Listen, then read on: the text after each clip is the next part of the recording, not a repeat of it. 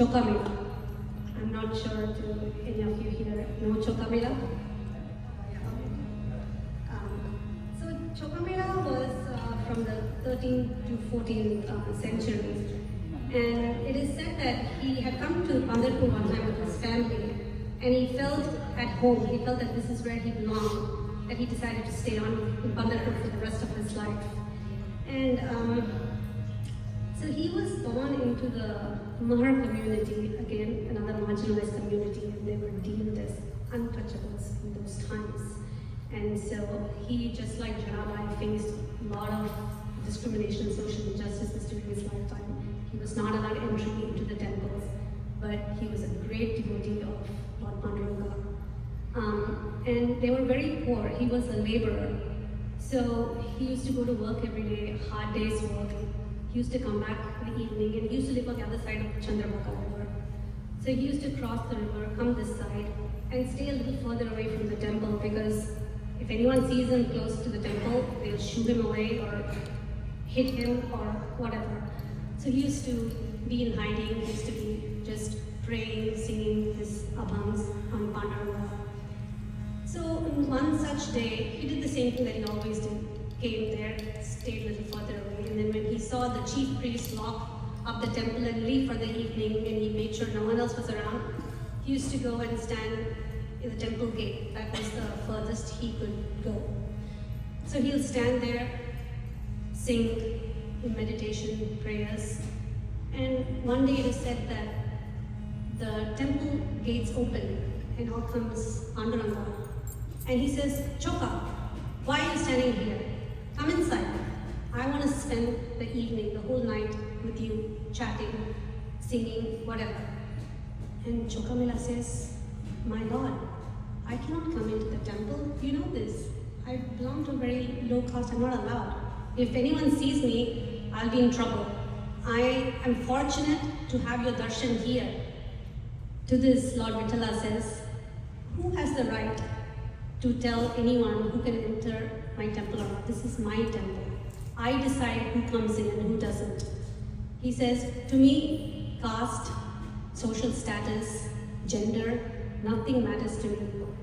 True heart, pure devotion is what matters, and you have plenty of that, Choka.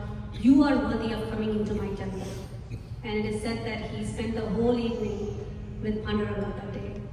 So in this, and Chokamela died a very tragic death. The building that he was working on, him and other laborers, it collapsed, and they were all crushed to death.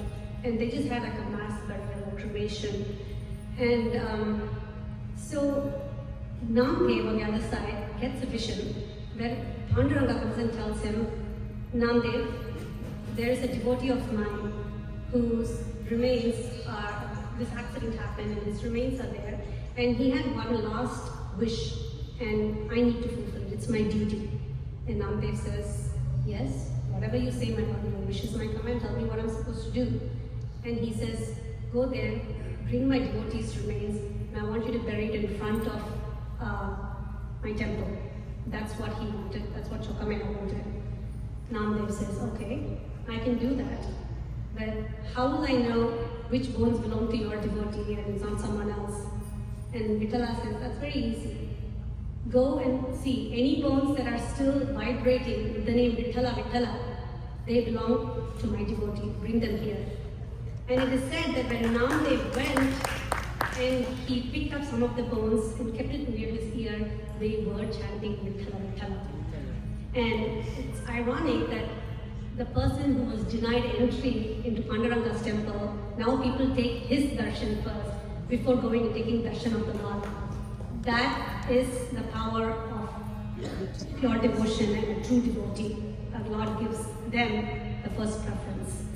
So in this abhang that we present, Abhira Gulala Dhalitaranga, he says, amidst the colorful powders, my friend Sakha Panduranga dances. And he said, Umbatyasi kaise shivo, am hi jati hina, rupa tuze kaise pavu, kyat am hi bina. He says, how can I come close to you? How can I touch you? I'm born in such a low caste. How do I see your roop? He said, the closest I can come to you is stand in front of your temple and sing abhangs, ghavoni abhanga. And then he invites Panduranga and he says, come to the Chandrabhaga river, where you will see countless devotees, especially during this Ashada Ekadashi, where thousands and thousands of devotees come to Pandharpur, they're singing and dancing their praises. And they take a dip in the holy Chandrabhaga. He says, come there, and he says, your devotee Choka is standing there amongst them, singing your praises. So, and during the song, we will have certain parts where we would like you to join and say the Lord's name. So please do. Abhira Gulal.